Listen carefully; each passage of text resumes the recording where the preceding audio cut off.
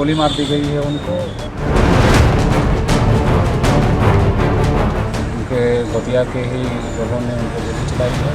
वही लोग मार रहे थे, लगता नहीं है, हम कंफर्म है कि वही लोग मार रहे हैं।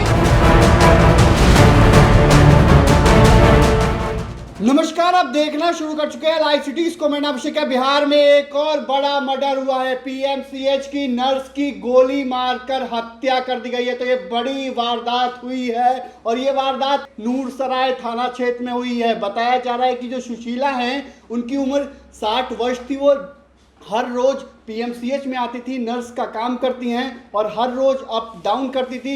ऐसे में उनकी गोली मारकर हत्या कर दी गई है और विवाद का कारण भी स्पष्ट हो गया है। तो पूरे मामले को लेकर क्या कुछ परिजन बता रहे हैं, साथ ही साथ आपको बता दें कि उनकी जो बहू हैं वो क्या कुछ बता रही हैं, किस तरीके से बड़े मामले का खुलासा भी कर रही, खुद बता रही हैं किस वजह से घटना हुई है और घटना के पीछे कारण क्या था।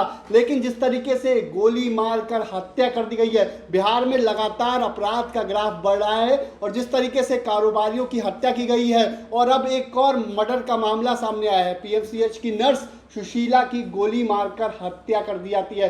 तो डीएसपी सुशील जायसवाल क्या कुछ कह रहे हैं, साथ ही साथ आपको बता दें कि उनकी बहू क्या कुछ कह रही है। पहले आप वो सुनिए। पटना में तो नर्स थे वो क्या है? जी ये लोग तो डेली अप डाउन करते थे। डेली अप डाउन करते, नाइट ड्यूटी था, सुबह आ जाते थे। तो कैसे मैंने इनको मारा गया, क्या लग रहा है आपको? बहुत दिन से पीछा किया हुआ था, कई बार मेरे सामने भी हुआ है ये घटना। किस चीज़ का विवाद चल रहा था? जमीनी विवाद। कितना जमीन का था? 4.5 बीघा। तो क्या लगता है वही लोग इनको मारा है? हाँ, वही लोग मार रहे थे, लगता नहीं है, हम कंफर्म है कि वही लोग मार रहे हैं। कहाँ से इनका डेड बॉडी मिला है? डेड बॉडी यही मुर्गी फार्म के पीछे से मिला है। कौन गांव है? दैया। लोहिया। नूरसराय थाना को सूचना मिली कि नूरसराय थाना अंतर्गत ग्राम लोहिया में सुशीला देवी उम्र करीब 60 वर्ष, पति स्वर्गीय सुनील प्रसाद की गोली मार दी गई है उनको, जिसके पश्चात उनकी मृत्यु हो गई है। घटनास्थल पर थानाध्यक्ष नूरसराय पहुंचकर सबको अपने कब्जे में लेकर पोस्टमार्टम के लिए भेजे। घटनास्थल का पुलिस निरीक्षक नूरसराय अंचल अनुमंडल पुलिस पदाधिकारी सदर के द्वारा निरीक्षण किया गया है।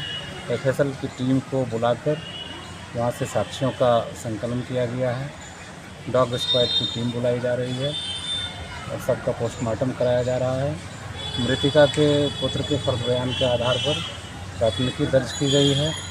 जो प्रारंभिक कारण समझ में आया है घटना का, उसमें उसके गोतिया से विवाद था। उस पारिवारिक विवाद की वजह से उनके गोतिया के ही लोगों ने उन पर गोली चलाई है और नामजद अभियुक्तों की गिरफ्तारी के लिए लगातार छापेमारी की कार्रवाई की जा रही है। तो आपने सुना कि डीएसपी ने क्या कुछ कहा, साथ ही साथ जो बहू है उसने क्या कुछ बताया है। घटना में खुलासा भी हो गया है। घटना में बेटे के द्वारा जो पीएमसीएच की नर्स थी जिनकी गोली मारकर हत्या की गई है, बेटे ने एफआईआर दर्ज कराई है, जिसमें बेटे ने गोतिया पर ही आरोप लगाया है। गोतिया के द्वारा ही जमीनी विवाद में इस घटना को अंजाम दिया गया है। 4 बीघा जमीन के लिए मर्डर कर दिया गया है। तो एक बार फिर बिहार में जमीन के लिए खून हुआ है, जमीन के लिए मर्डर हुआ है। पीएमसीएच की नर्स की हत्या कर दी जाती है और लगातार हत्याएं की वारदात सामने आ रही। जमीनी विवाद में बिहार के कई जिलों में हत्या हो चुकी है